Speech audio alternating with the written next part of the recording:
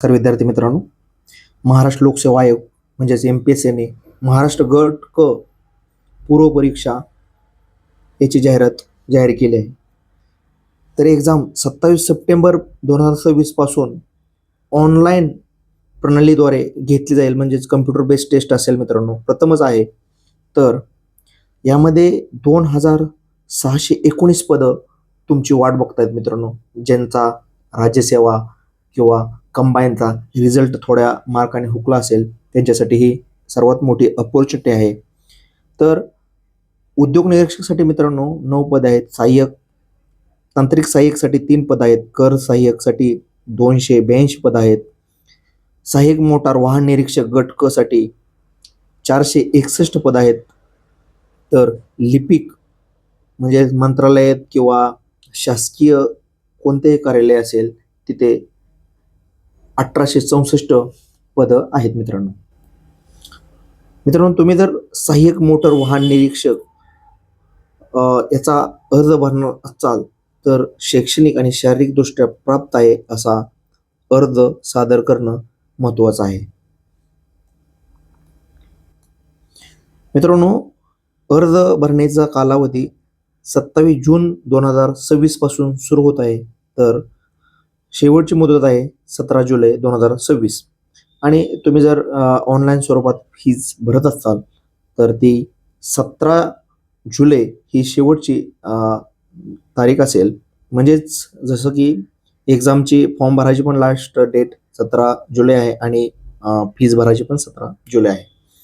तर तुम्ही जर बँकद्वारे चलनद्वारे जर फी भरू इच्छुक असाल तर ती आहे 20 जुलै.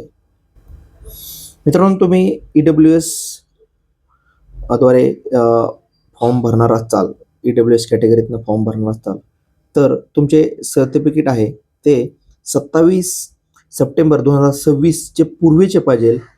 आणि तुमच्याजवळ डॉक्युमेंट असेल किंवा नसेल तर तुम्ही येस किंवा नो हा ऑप्शन चूज करणं महत्त्वाचं ठरेल. आणि तुमचं पूर्व परीक्षा रिझल्ट झाल्यानंतर मेनच्या वेळेस मात्र हे अपलोड करणं बंधनकारक ठरेल. त्याचप्रमाणे NCL सुद्धा 27 सप्टेंबरच्या पूर्वीचे असणं बंधनकारक आहे. जर NCL असेल किंवा नसेल तर येस किंवा नो असा दावा करणे अत्यंत गरजेचं आहे. आणि मेन्सच्या म्हणजेच मुख्य परीक्षेच्या वेळेस मात्र अपलोड करणं बंधनकारक राहील.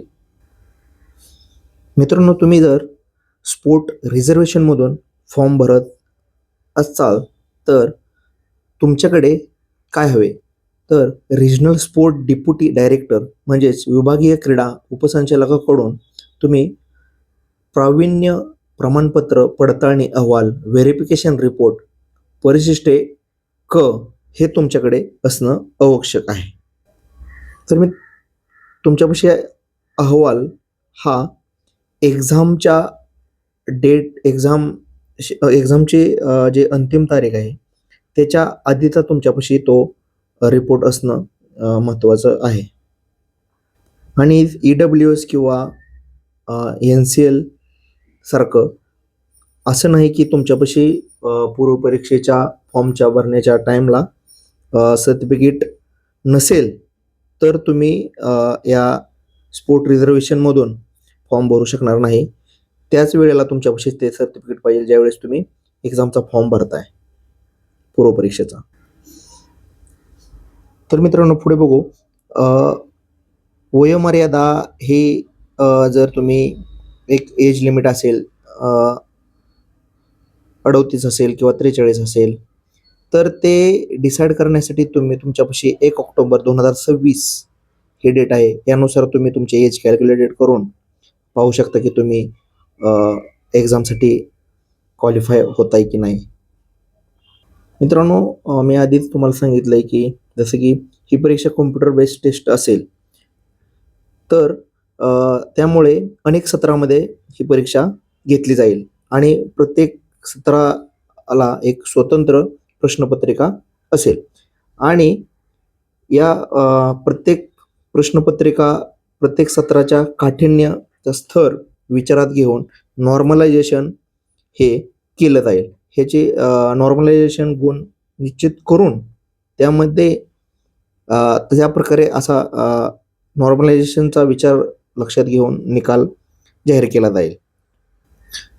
आणि पूर्वपरीक्षा झाल्यानंतर ॲन्सर की किंवा रिस्पॉन्स शीट तुमच्या प्रोफाईलमध्ये उपलब्ध राहील.